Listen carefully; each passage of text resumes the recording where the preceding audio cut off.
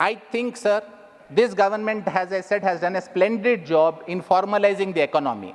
It has played the strict father for sufficient length of time. Maybe, sir, time has come that this government now needs to start playing a kind mother. Sir, fortunately, we have an the finance minister who the leader of opposition called Mataji, and I would respectfully urge the Honorable Finance Minister to ensure that this industry, which needs to come and make private investment, needs to be goaded, maybe needs to be persuaded. It may need a little bit of careful hand-holding by the government, sir. Sir, the next issue is about job creation. Sir, I have seen the current scheme that is proposed. I have done a quick back of the envelope calculation, sir. What I find, if you have to give this apprenticeship to 1 crore people in 500 companies over a period of 5 years, sir, it roughly works out to 4,000 people being granted this apprenticeship in each of the companies every year. Sir, it may be a tall ask. 5,000 rupees may be a little less. The suggestion I have for the Honorable Finance Minister is, could they scale it back a little? Instead of 1 crore, can they consider having a reasonable number of 20 or 30 lakhs to start with for the first 4-5 years? The apprenticeship amount needs to be something like 15,000 or 20,000 rupees.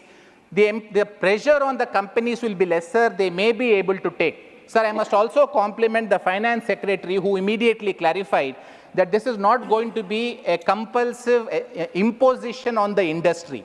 This has set certain concerns at rest. The government is starting from a good position, sir. We need imaginative, innovative solutions for the purpose of ensuring that we do this job creation. While the government's intent is something that I salute, sir, the scheme that has been spelled out in the budget, I have my slight reservations. I am not in a position to advise or guide the finance ministry. Sir, we have a very capable finance minister who has been presenting budgets for the 7 years, and I would think this is possibly one of our best budgets. I would request the Honorable Finance Minister to look into this aspect little more closely, sir. So then the next issue, which is a matter of concern for me, which I am sharing with this House, is about how do we tackle inequality. Sir, the government here may have to tread a very careful path. Sir, I don't find myself completely agreeing with my members on the right when they say that we need to have a more socialistic approach. Sir, please, I'm trying to get a better expression.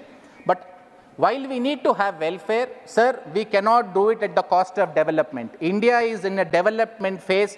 I think the government is doing a balanced job of trying to balance development while providing welfare.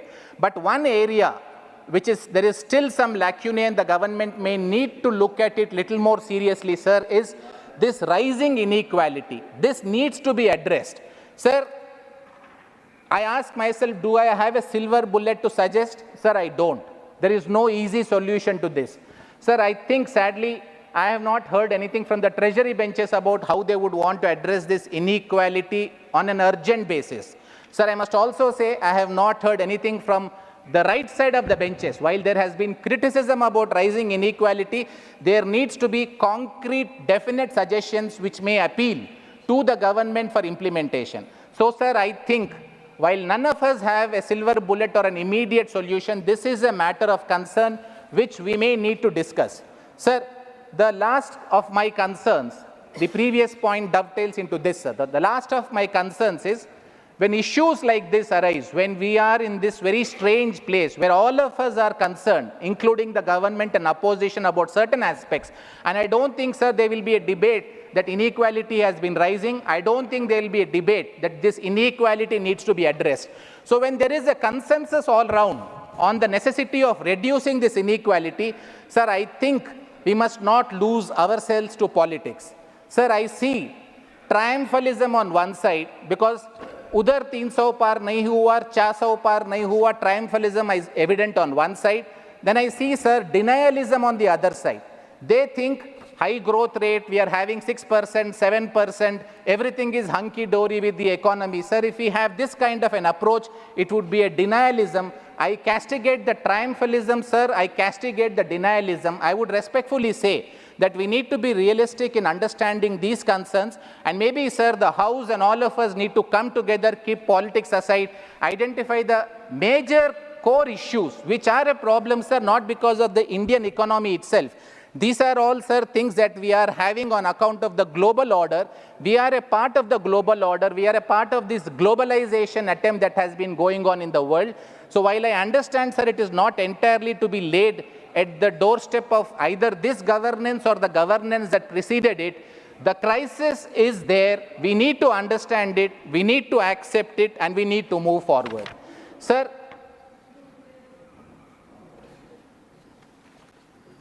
since I have a few more minutes, I just wanted to give 2 or 3 constructive suggestions from my side, sir.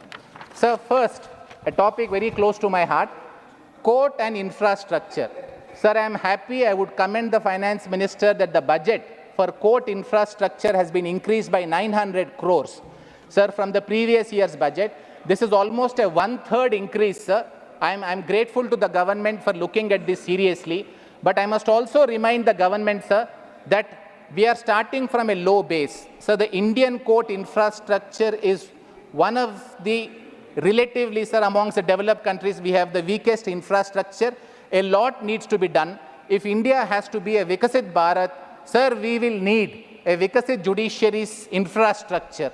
Sir, I would implore the Honorable Finance Minister, after commending her for giving a 1/3 raise in 1 year, that please keep this trend going, because the judiciary needs the support of the government in ensuring that we provide this first-class judicial.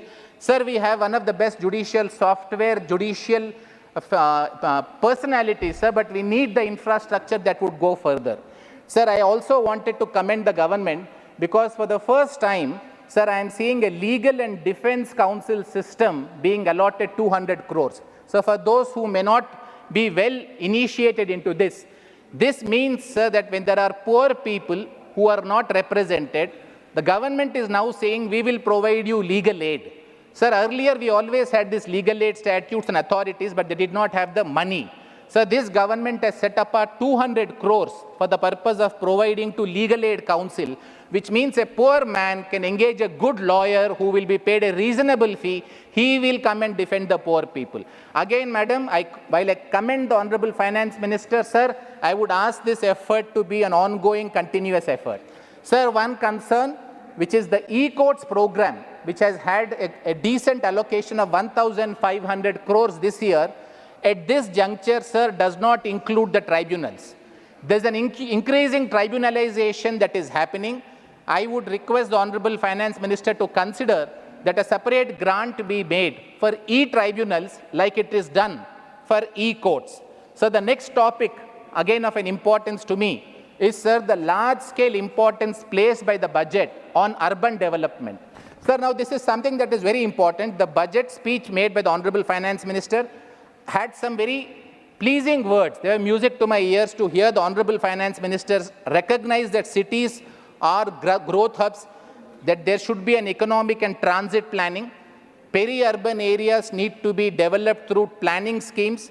Then brownfield development of existing cities need to happen.